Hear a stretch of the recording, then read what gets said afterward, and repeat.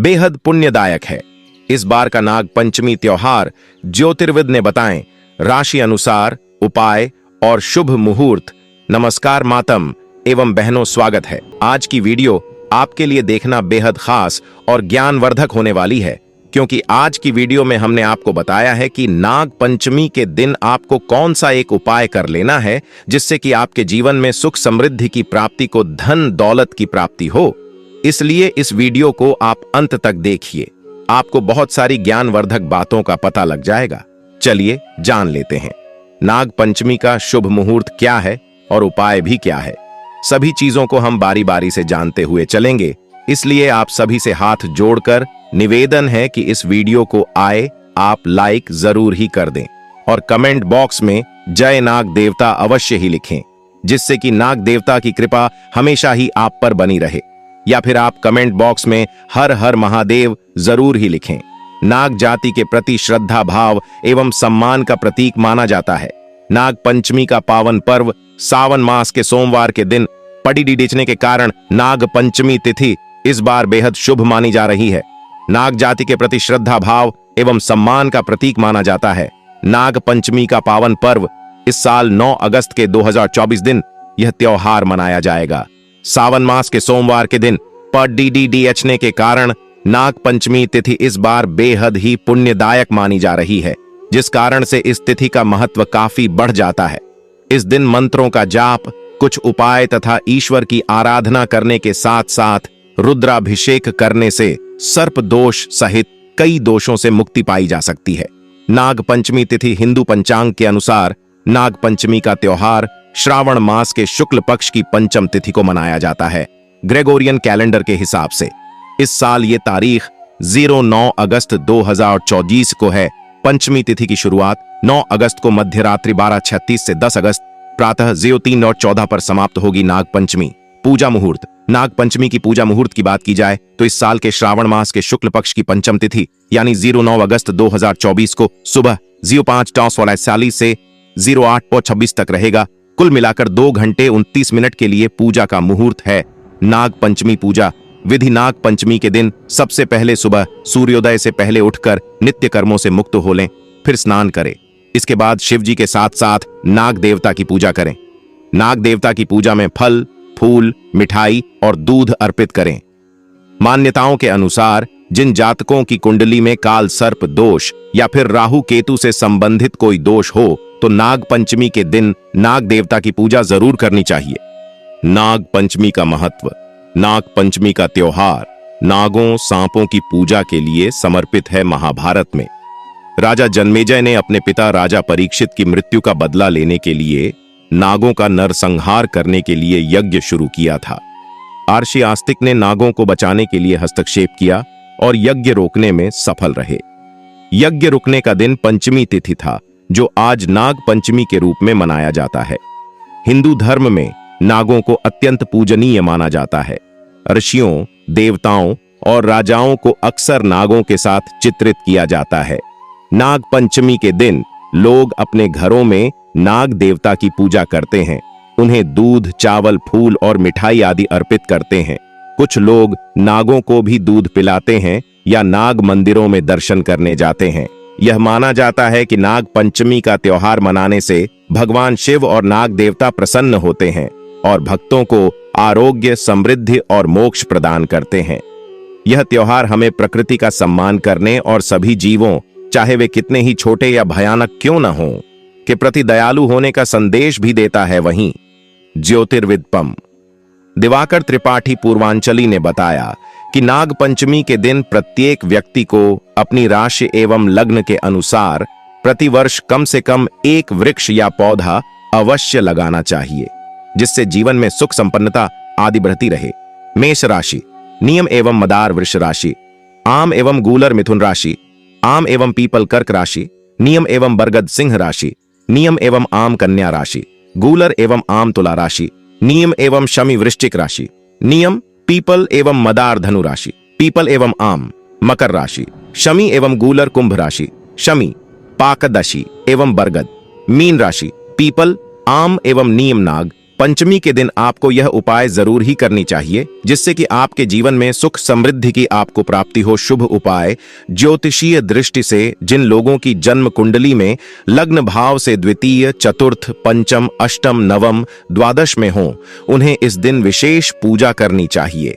वहीं इस दिन नाग देवता के पूजन से कुंडली में विद्यमान सर्प योग सहित समस्त ग्रहों की अशुभता को शुभता में परिवर्तित किया जा सकता है। इस दिन रुद्राभिषेक, महामृत्युंजय जाप, काल सर्प पूजन आदि किया जाना फलदायक होता है। नाग पंचमी के दिन नागों के 12 नामों का जप करने से नाग देवता को प्रसन्न कर सकते हैं।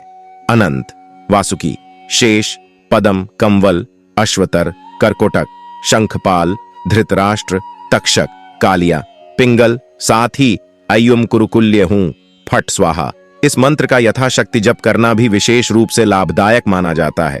क्या न करें, दूध पिलाने से नागों की मृत्यु हो सकती है, इसलिए उपासना के दिन नागों को दूध नहीं पिलाना चाहिए।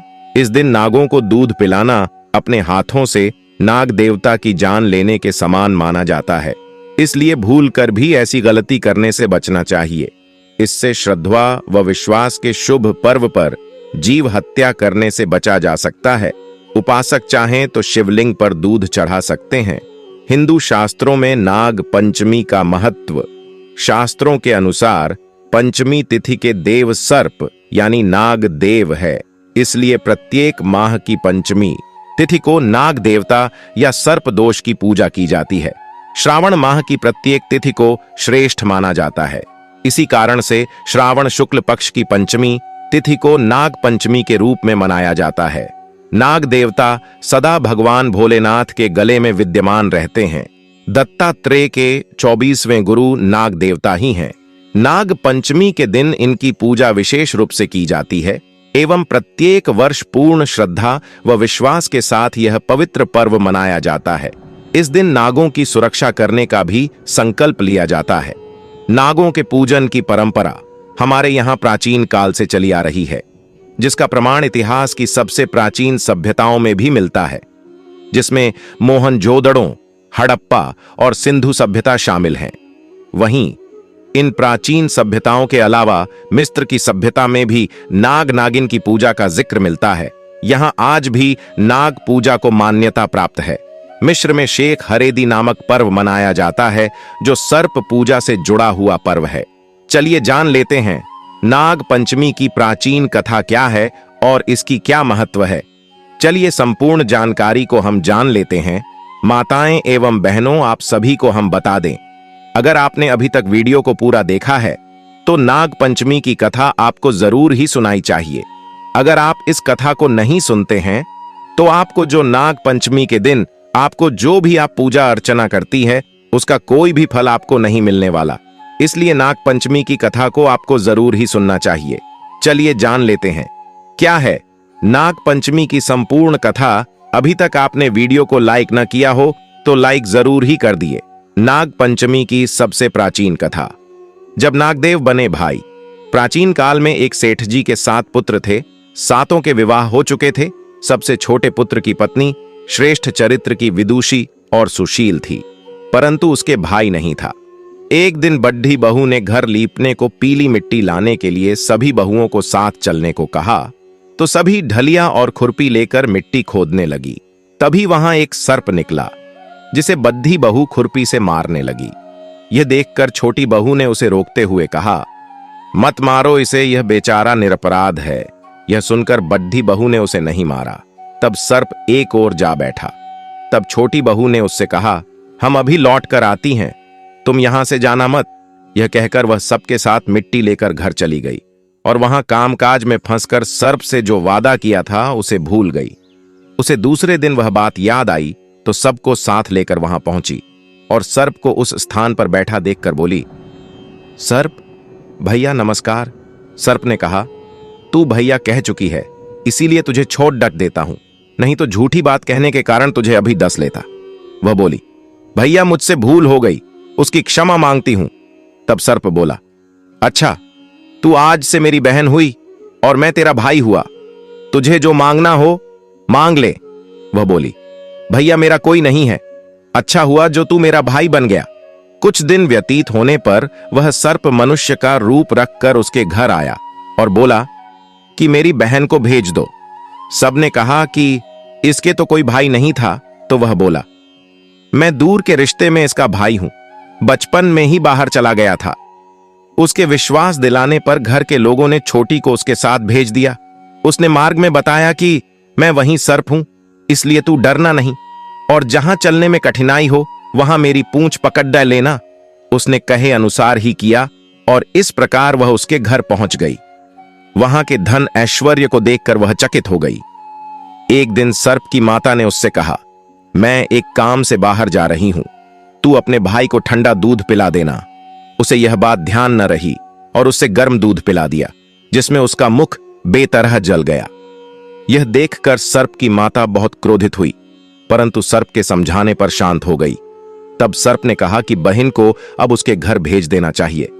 तब सर्प और उसके पिता ने उसे बहुत सा सोना, चांदी, जवाहरात, वस्त्रभूषण आदि देकर उसके घर पहुंचा दिया।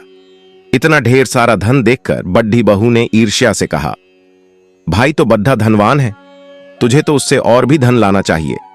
सर्प ने यह वचन सुना तो सब वस्तुएं सोने की लाकर दे दी। यह देखकर बड्ढी बहू ने कहा, इन्हें झाड़ने की झाड़ू भी सोने की होनी चाहिए। तब सर्प ने झाड़ू भी सोने की लाकर रख दी। सर्प ने छोटी बहू को हीरा मणियों का एक अद्भुत हार दिया था।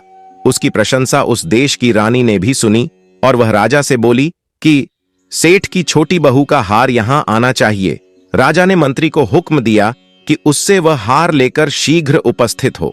मंत्री ने सेठ जी से जाकर कहा कि महारानी जी छोटी बहू का हार पहनेंगी, वह उससे लेकर मुझे दे दो।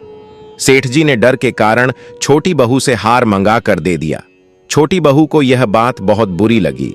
उसने अपने सर्प भाई को याद किया और आने पर प्रार्थना की, भैया रानी ने हार छीन लिया है, तुम कुछ ऐसा करो कि जब वह हार उसके गले में रहे तब तक के लिए सर्प बन जाए, और जब वह मुझे लौटा दे तब हीरों और मणियों का हो जाए। सर्प ने ठीक वैसा ही किया। जैसे ही रानी ने हार पहना वैसे ही वह सर्प बन गया। यह देखकर रानी चीख पड्डी और रोने लगी। यह देखकर राजा ने सेठ के पास खबर भेजी कि छोटी बहू को तुरंत भेजो। सेठ जी डर गए कि राजा न जाने क्या करेगा। वे स्वयं छोटी बहू को साथ लेकर उपस्थित हुए। राजा ने छोटी बहू से पूछा, तूने क्या जादू किया है?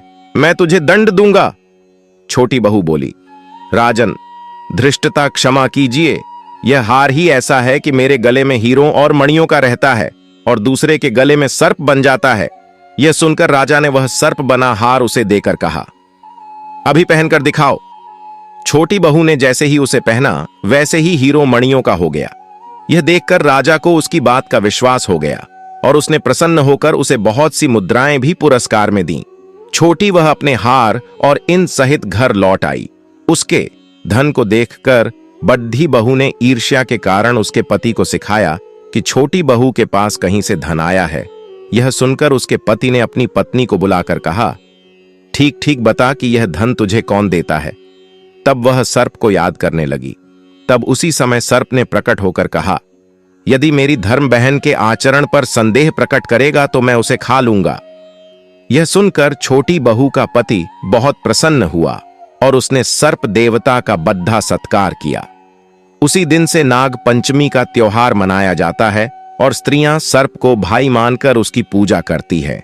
हर एक माता बहन तक इस वीडियो को जरूर ही शेयर करें, जिससे कि इतनी ज्ञान भर तक जानकारी भारत के हर कोने तक पहुंच जाए, क्योंकि हमारा यह संकल्प है कि भारत के हर कोने तक हमारी जानकारी पहुंचे, वह भी फ्री माध्यम से। इसके लिए हम एक यह YouTube चैनल आप सभी के लिए इतनी ज्ञानवर्धक चैनल के माध्यम से हम आपको इतनी ज्ञानवर्धक बातें बताते हैं और हर एक भारतीय नागरिक तक अपनी वीडियो को पहुंचाने का एक संकल्प हमने लिया है। इसके तहत आप हमारी वीडियो को ज्यादा से ज्यादा अवश्य ही शेयर करें, जिससे कि भारत में विलुप्त हो रही जानकारी हर एक माता बहन तक अवश्य ही शहर हो और हर एक माता बहन इससे लाभ ही लाभ उठा पाए। यह दीपक वाला वीडियो आपको कैसा लगा? कमेंट करके जरूर बताएं और आपको हम बता दें कि सभी माताएं बहनों को आपको इस वीडियो को जरूर ही भेजना है। मित्रों, वीडियो को लाइक जरूर ही कर दें और चैनल को सब्सक्राइब भी जरूर करें, इससे कि हमें भी मोटिवेशन मिलता है। आपके लिए इतनी ज्ञानवर्धक वीडियो बनाने के लिए। धन्यवाद माताएं एवं बहनों। वीडियो को लाइक, चैनल को सब्सक्राइब जरूर ही कर दीजिए। धन्यवाद माताएं एवं बहनों।